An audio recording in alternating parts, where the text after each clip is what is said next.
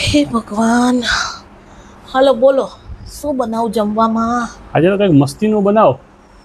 પંચરત્ન દાળ બનાવો, મગની દાળનો શીરો બનાવો, ફુલકા રોટલી બનાવો, એકાદું શાકમાં લીલોતરી શાકમાં શું બનાવીશ?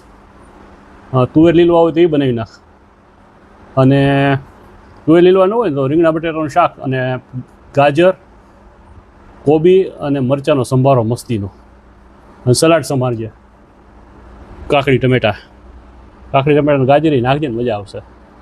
અને છાશ તો છે જ, એમાં છે ને ફુદીનો થોડોક વાટીને નાખજે એટલે ફુદીના છાશ મજા આવે. અને સાથોસાથ છે ને પંચરત્ન દાળ છે ને એટલે જીરા રાઈસ બનાવજે, જીરા રાઈસ. આટલું બનાવ ને મજા વાંધો નહીં. બસ આટલું જ બનાવું પતિદેવ? તારી ઈચ્છા હોય તો ફરસાણે એકાદું બનાવજે ને.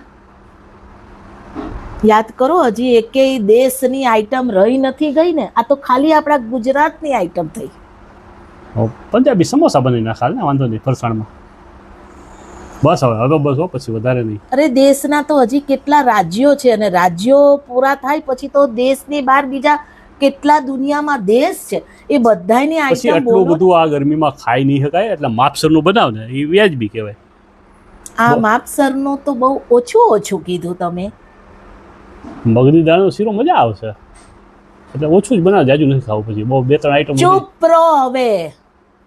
આ હોટલ સમજી બેઠા છો? મંડ્યા લિસ્ટ ઉપર લિસ્ટ દેવા. અહીંયા ગરમીમાં અડધી રોટલી વણાતી નથી. શાક વઘારું ને તો 2 પંખા ચાલુ કરીને બેહવું પડે છે, અને પાછા કે આટલું બનાવને ખાલી. તારી શું ઈચ્છા છે? CF બનાવવાની છું, બરોબર? ખાઈ લેજો છાના મુના.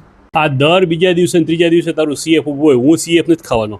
કા CF કરવાનું, કાર CF કરવાનું, કા CF કરવાનું, કાર CF કરવાનું. શું છે આ બધું? જો આ મોંઘવારીમાં કરકસરની વાત અમે લેડીઝ નહીં કરીએ તો કોણ કરશે? કેટલી મોંઘવારી છે, એમાં રોજ 1-2 દિવસે CF આવે ને આવે, બરોબર? આમાં ખાવા પીવામાં CF ન હોય, ખાવા પીવામાં કરકસર ન હોય. સારું હંમેશા ખાવું જોઈએ. આપણે હળવા ખાઈ ગયા છે, દેવું કરીને ઘી પીવાનું. એ કંઈ ઓછું નથી કીધું, તો કે હવે હજમ નથી થતું ઘી. આ ગરમીમાં છે ને CF કરવું જ પડે, નકર અમે લેડીઝ જીવી ના શકીએ. એ ભાન પડે જ તમને? ભાઈ CF તો હું નહીં જ ખાઉં, RCF એ નહીં ખાઉં. તમે શું, તમે તમારા છોકરા બધાય ખાશે અને CF જ બનશે, બરોબર? અલી આ CF એટલે શું અને RCF એટલે શું? અલી CF એટલે તને નથી ખબર? તોય રોજ તાર ઘરે કરે છે. CF એટલે કેરી ફોરવર્ડ, RCF એટલે રીમિક્સ કેરી ફોરવર્ડ. એમાં શું કરવાનું? તું નથી કરતી? એ જ છે. CF એટલે કેરી ફોરવર્ડ એટલે રાત્રે જે આપણે બનાવ્યું હોય ને એ વધે ને એ ફરી ખાવાનું, એને CF કહેવાય. અને RCF એટલે રીમિક્સ કેરી ફોરવર્ડ એટલે એ વધેલા ખાવાને પાછો તડકો લગાડીને એને સરસ રીતે પાછું બનાવીએ ને, એને રીમિક્સ કેરી ફોરવર્ડ કહેવાય. સમજી ગઈ?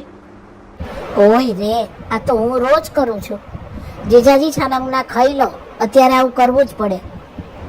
સમજાય તાર જીજાજીને? હું એ જ એને કહું છું. સાંભળ્યું હવે તમે? એ રોજ કરે છે એટલે CF ખાવાનું છે.